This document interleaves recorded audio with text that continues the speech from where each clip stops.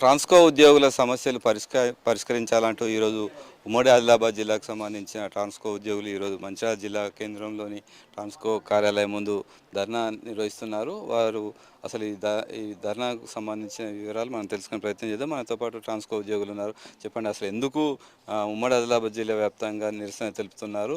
మీరేం చెప్తారు? మీ సమస్యలు ఏంటి? మేము ఈ ట్రాన్స్కోలో పనిచేసే ఆర్టిజన్ కార్మికులం అండి. ఆర్టిజన్ కార్మికుల్లో కూడా మళ్ళీ 4 రకాలు: artisan grade 1, grade 2, grade 3, grade 4.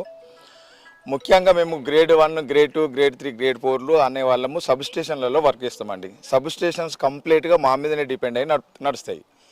ఇప్పుడు ఇందులో గ్రేడ్ 1 అంటే డిప్లొమా క్వాలిఫికేషన్తో ఉంటారు. ఈక్వల్ సబ్ ఇంజనీర్ వర్క్స్ చేస్తాం మేము.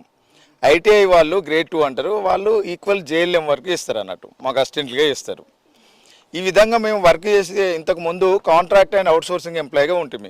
గత ప్రభుత్వము 2017లో మమ్మల్ని విలీనం చేసింది. విలీన ప్రక్రియ ద్వారా కాంట్రాక్ట్ ఇచ్చే సాలరీని డైరెక్ట్ ప్రభుత్వం ఇస్తుంది, అంటే మా డిపార్ట్మెంట్ ఇస్తుంది.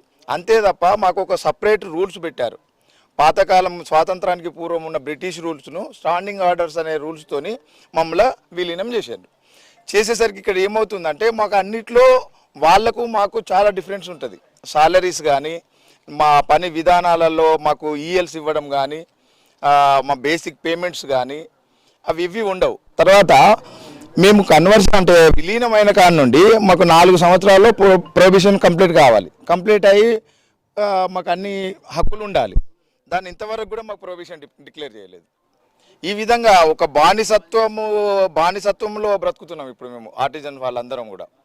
ఈ ప్రభుత్వం అంతకుముందు పాదయాత్ర అప్పుడు మన ఉప ముఖ్యమంత్రి బట్టి విక్రమార్క కూడా మేము రాగానే ఆర్టిజన్ సమస్యను పరిష్కరిస్తాము, మీకు రెగ్యులర్ ఎంప్లాయీస్తో పాటు అన్ని కల్పిస్తామని అన్నారు. దానికోసమే మేము ఇప్పుడు దఫల వారీగా ఇంతకుముందు ధర్నాలు చేసినాము. నిన్నటి తేదీ అంటే 8వ తేదీ నుంచి మేము పూర్తిగా విధులను బహిష్కరించి అందరం ఇక్కడ కూర్చున్నాం. ఇది మేము ఇప్పుడు మా ప్రభుత్వాన్ని కోరుకునేది ఏంటంటే, మన ప్రజల పాలన ప్రభుత్వాన్ని కోరుకునేది ఏంటంటే, ఇమ్మీడియట్గా మా సమస్యను పరిష్కరించి ప్రతి ఒక్క ఆర్టిజన్ కార్మికుని కూడా రెగ్యులర్గా వాళ్ళ విద్యార్హతను బట్టి కన్వర్షన్ ఇవ్వాలని కోరుకుంటున్నాం. మనతో పాటు మరో ఉద్యోగస్తులు ఉన్నారు. అసలు గత ప్రభుత్వం మీకు పర్మనెంట్ చేయకపోగా అధికారంలోకి వచ్చిన కాంగ్రెస్ ప్రభుత్వం మాత్రం మీకు పర్మనెంట్ చేస్తామని చెప్పి హామీ ఇచ్చింది. ఇప్పుడు చేయకపోవడం పట్ల మీరు ఎట్లా వస్తారు? మేము ఉమ్మడి ఆదిలాబాద్ జిల్లా ఎస్సీఓఎంసీ సర్కిల్ టీఎస్ ట్రాన్స్కోలో ఆర్టిజన్ కార్మికులము. మా 9 ట్రేడ్ యూనియన్స్, ప్రస్తుతం 12 సంఘాలు ఇచ్చిన పిలుపు మేరకు మేము సమ్మెలో పాల్గొంటున్నాము. 29/7/2017లో గత ప్రభుత్వం మమ్మల్ని ఈ సంస్థలో విలీనం చేసింది. అప్పుడున్న ప్రభుత్వం రెగ్యులేషన్ ప్రక్రియను పూర్తి చేయకపోవడం వలన ఎప్పుడో 1947 ఇండస్ట్రియల్ డిస్ప్యూట్ యాక్ట్ ప్రకారం 1947 చట్టాలని బలవంతంగా ఆర్టిజన్ స్టాండింగ్ రూల్స్ అని చెప్పేసి, ఆర్టిజన్ స్టాండింగ్ రూల్స్ అని 2020 అని తీసుకొచ్చి మా మీద అంటగట్టడం జరిగింది. దానివల్ల ఒకే సంస్థలో 2 వేరు రూల్స్ ఉండడం వల్ల అధికారులకు కార్మికులకు మధ్య సరి అయిన కమ్యూనికేషన్ లేక ఇబ్బందులు పడాల్సిన పరిస్థితి ఏర్పడుతుంది. మేము ఈ సందర్భంగా ప్రభుత్వాన్ని డిమాండ్ చేసే విషయం ఏంటంటే, మా సంస్థలో ఏదైతే ఇంతకుముందు ఎగ్జిస్టింగ్ రూల్స్ ఏవైతే ఏపీఎస్సీబీ రూల్స్ ఉన్నాయో అవే రూల్స్ని మాకు కార్మికులకు ఇవ్వమని మేము కోరుతున్నాం. ఇక్కడ ప్రభుత్వానికి కానీ మేనేజ్మెంట్కి కానీ ₹1 కూడా ఆర్థిక భారం పడదు. కేవలం మేము ఆర్థిక భారం లేని అంశాలపైన మాత్రమే ఈరోజు నిరసన ప్రదర్శిస్తున్నాము. 12 సంఘాలు జేఏసీగా ఏర్పడి మా రాష్ట్ర కమిటీ ఇచ్చిన పిలుపు మేరకు మేము 8వ తేదీ నుంచి నిరవధిక సమ్మెలోకి వెళ్ళాము, విధులను బహిష్కరించి. ఈరోజు 19,557 మంది ఆర్టిజన్ కార్మికుల్లో 90% మంది ఆల్రెడీ ఇప్పటివరకు ఉన్న రిపోర్ట్స్ ప్రకారం దాదాపు 90% మంది బయటకు వచ్చినట్టుగా మాకు తెలిసింది. అంతేకాకుండా unmanned, NMR, spot billers, metre readers, hamalis, వివిధ రూపాల్లో దాదాపు ఒక 10 నుంచి 15,000 మంది కార్మికులు ఉన్నారు. ఎన్పీడీసీఎల్ పరిధిలో కానీ, ఎస్పీడీసీఎల్ పరిధిలో కానీ, జెన్కోలో కానీ, ట్రాన్స్కోలో వివిధ రూపాల్లో ఉన్నారు. వాళ్లకు కూడా గౌరవ వేతనం కల్పించాలి జీవో నెంబర్ 11 ప్రకారం అని చెప్పేసి, బానిసత్వం భారతదేశం ఏర్పడ్డ తర్వాత, తెలంగాణ ఏర్పడ్డ తర్వాత కూడా ఇంకా అంతర్గతంగా ఈ బానిస వ్యవస్థను చూపిస్తూ ఇక్కడున్న కార్మికుల్ని మనుషుల లెక్క కూడా చూడకుండా ఎప్పటియో బ్రిటిష్ చట్టాలను అమలుపరిచి కార్మికుల్ని మానసికంగా ఇబ్బంది పెట్టి ఆత్మన్యూనతాభావం క్రియేట్ చేసి వాళ్ళ ఆత్మగౌరవం మీద దెబ్బ కొట్టే ఈ రూల్స్ వద్దని, మాకు ఏపీఎస్సీబీ రూల్స్ రావాలని మేము అందరం కోరుకుంటున్నాము. ఈ సందర్భంగా నేను ఒక విషయాన్ని కూడా ప్రభుత్వానికి తెలియజేయదలుచుకున్నాను, ప్రజలకు కూడా తెలియజేయదలుచుకున్నాను. గతంలో ఈ మధ్యలో ఒక స్టేట్మెంట్ చూసాము. మన గౌరవ సిఎస్ గారు ట్రాన్స్కోలో ఎలక్ట్రిసిటీ డిపార్ట్మెంట్లో స్వీపర్కి కూడా 2 లక్షల రూపాయల వేతనం ఉందని చెప్పేసి మీడియాలో కథనాలు వచ్చినాయి. సార్ ఇప్పుడు మీరు శ్వేతపత్రం రిలీజ్ చేయండి, అవసరమైతే చూడండి సార్. ఈ ట్రాన్స్కో ఈ ఎలక్ట్రిసిటీ విద్యుత్ శాఖలో దాదాపు 70 నుంచి 75,000 మంది ఉద్యోగులు ఉన్నారు.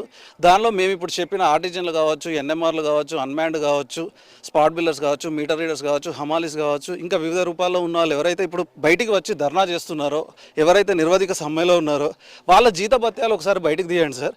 మీరు చెప్పిన ఏ వేతనమైనా దానిలో ఉంటే ప్రజలకు అర్థమవుతుంది సార్. ఈ వేతనం మీరు చెప్పడం వల్ల ప్రజలకు అయోమయం ఉంది, కార్మికుల్లో అయోమయం ఉంది, ఇండ్లలో ఇబ్బంది అవుతుంది. అంత వేతనం మాకు లేకుండా క్రియేట్ చేసినట్టు. కావాలంటే మీరు ఆ రోజు 2 లక్షల రూపాయల వేతనం అని చూపించారు కదా, ఇక్కడ ఇప్పుడున్న ఆర్టిజన్ గ్రేడ్ 4 వేతనం 10,000 రూపాయల బేసిక్, 15,000 కన్నా ఎక్కువ రాదు, 50,000 కన్నా ఎక్కువ ఎవరికి లేదు, 40,000 45,000 వేతనం కన్నా ఎక్కువ ఎవరికి లేదు.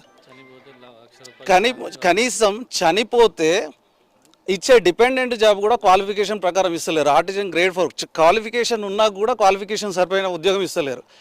అన్నిటికైనా బాధాకరమైన విషయం ఏంటంటే, మేము ఈ సంస్థను నమ్ముకొని దాదాపు ఇప్పటికి 25 సంవత్సరాలు అవుతుంది. ఇంకో 10 సంవత్సరాలు అయినాక రిటైర్ అవుతాం కావచ్చు. 5 సంవత్సరాలు ఇప్పుడు ఆల్రెడీ రిటైర్మెంట్కి ఉన్నారు.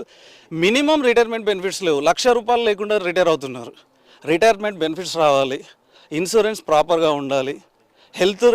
ఏదైనా అనుకోని సంఘటన ఈ విద్యుత్ సంస్థలో జరిగితే మాకిచ్చి ప్రాణం అనేది మాత్రం అందరిది ఒకటే. అది ఆర్టిజన్ అయినా, స్వీపర్ అయినా, ఎంప్లాయ్ అయినా, ఎవరిదైనా ప్రాణం ఒకటే. దీనిలో భేదాభిప్రాయాలు ఏంటి సార్? నాకు అర్థం కాదు. దానికి వాళ్ళకేమో అన్లిమిటెడ్ క్రెడిట్ కార్డ్ ఫెసిలిటీ ఏంది, వీళ్ళకి ఎస్ఎఫ్ఎంఎస్ ఓన్లీ 12 లక్షల వరకు, 2 లక్షల రూపాయలేమో క్రెడిట్ కార్డ్ ఫెసిలిటీ. కనీసం హెల్త్ విషయంలోనైనా, హెల్త్ కార్డ్ విషయంలో అయినా సరి సమానంగా ఉండాలి కదా. ఎవరిదైనా ప్రాణం ఒకటే కదా. ప్రజల మధ్యలో ఉంటూ పనిచేస్తున్న ఆర్టిజన్స్కు ప్రభుత్వం పట్టించుకోవడం పట్ల మీరు ఏం చెప్తారు? ఎందుకు ప్రభుత్వం ఇట్లాంటి నిర్ణయం తీసుకుంటే ఏం చెప్తారు? అంటే ప్రభుత్వం ఈ ప్రభుత్వం వచ్చి 2 సంవత్సరాలు అవుతుంది.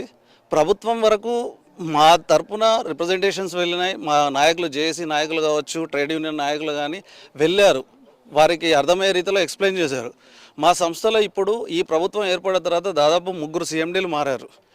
నా అంచనా ప్రకారం వీళ్ళు పూర్తి కమ్యూనికేషన్ చేరవేయట్లేదు అని అనుకుంటున్నాను నేనైతే. ప్రభుత్వానికి కావాల్సిన సమాచారం ప్రాపర్గా వెళ్ళడం లేదు. ఇప్పుడు మీ సమస్యలు తీర్చకుంటే మీరు ఎలాంటి నిరసన తెలిపే అవకాశం? ఇప్పుడైతే మేము నిరవధిక సమ్మెలోకి వెళ్ళాము, విధులు బహిష్కరించాము. మా రాష్ట్ర నాయకత్వం ఎటువంటి పిలుపునిచ్చినా మేమందరం దానికి సిద్ధంగా ఉన్నాం. ఎలాంటి కార్యక్రమాలు ఇప్పటివరకు ఆల్రెడీ 7వ తారీఖు రోజు ఎన్పిటిసిఎల్ ఆఫీస్ ముందు కూడా ధర్నా కార్యక్రమం కావచ్చు, 4వ తారీఖు రోజు కేటీపీఎస్లో జన్కో ఆధ్వర్యంలో అక్కడ మహాధర్నా, గతంలో 26 తారీఖు 30 తారీఖు వంట వార్పు, డివిజన్ ఆఫీసుల ముందు లంచ్ అవర్ డెమాన్స్ట్రేషన్, ఇలా పలు కార్యక్రమాలు చేసాం. దాదాపు 2.5 సంవత్సరాలు అవుతుంది ఇది స్టార్ట్ అయ్యి. వర్క్స్ పలు దఫాలుగా మన ధర్నా కార్యక్రమాలు జరుగుతున్నాయి. ఇకపై కూడా ఒకవేళ ఇప్పటికీ ప్రభుత్వం దిగి రాకపోతే, మేనేజ్మెంట్ సరైన నిర్ణయం తీసుకోకపోతే, మా రాష్ట్ర జేఏసీ ఎటువంటి నిర్ణయం చెప్పినా మేము దానికి సిద్ధంగా ఉన్నాం. వాళ్ళు చెప్పే ప్రతి ఆదేశాలని మేము పాటిస్తాం. Okay, thank you. మొత్తానికి ఆ ట్రాన్స్కోలో పనిచేస్తున్నటువంటి ఆర్టిజన్స్ సమస్యలు పరిష్కరించకుంటే ఖచ్చితంగా రాష్ట్ర వ్యాప్తంగా మాత్రం నిరసన తెలుపుతాం. రాష్ట్ర వ్యాప్తంగా స్తంభింపజేస్తాం. ఖచ్చితంగా ప్రజలకు మధ్య నుండి ప్రజలకు సంబంధాలు పెట్టుకుని పనిచేసే ఆర్టిజన్స్ సమస్యలు పరిష్కరించడం పట్ల తీవ్రంగా ఇక్కడ ఆవేదన వ్యక్తం చేస్తున్నారు. ఖచ్చితంగా ప్రభుత్వం తెలంగాణ రాకముందు కూడా ప్రభుత్వం హామీలు ఇచ్చింది. ఇప్పటికి తెలంగాణ వచ్చి ప్రభుత్వం ఏర్పడ్డ తర్వాత కూడా ఆర్టిజన్స్ సమస్యలు పరిష్కరించడం లేదంటూ మనతో పాటు ట్రాన్స్కో నాయకులు తెలిపారు. కెమెరామెన్ సమయంతో శ్రీనివాస్, ఏ న్యూస్, మంచిర్యాల నుండి.